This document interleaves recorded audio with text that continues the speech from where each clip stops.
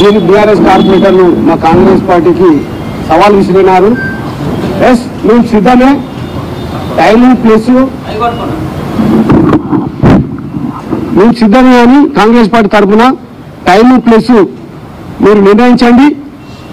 మేము మా ఎమ్మెల్యే గారిని రిక్వెస్ట్ చేసి తీసుకొస్తాము, లేదంటే మేము 13వ తారీఖు ఫిక్స్ చేస్తున్నాము, మీరు దానికి సిద్ధమని ఈ సందర్భంగా నేను సవాల్ ఇస్తున్నా. ఇవాళ మాట్లాడినటువంటి తోటంకన్న గారు 10వ డివిజన్ కార్పొరేటర్ గారు అసలు ప్రతిపక్ష కార్పొరేటర్స్ కి అసలు ఆనాడు మా వినయ్ భాస్కర్ గారు ఒక నిధులే కేటాయించలేదని మాట్లాడతారు. ఒక 5 సంవత్సరాల గడువులోనే అయినా ఉన్న 10వ డివిజన్ కి దాదాపు 26 కోట్ల నిధులు ఇచ్చిన దాఖలాలు ఉన్నాయి. ఆ ఖాతా ప్రొసీడింగ్స్ తిప్పిద్దాం, ఆయన చర్చకు సిద్ధం అన్నారు కదా, ప్రొసీడింగ్స్ తిప్పిద్దాం. ఆయన డివిజన్ లో 26 కోట్ల నిధులు తీసుకొచ్చినాం.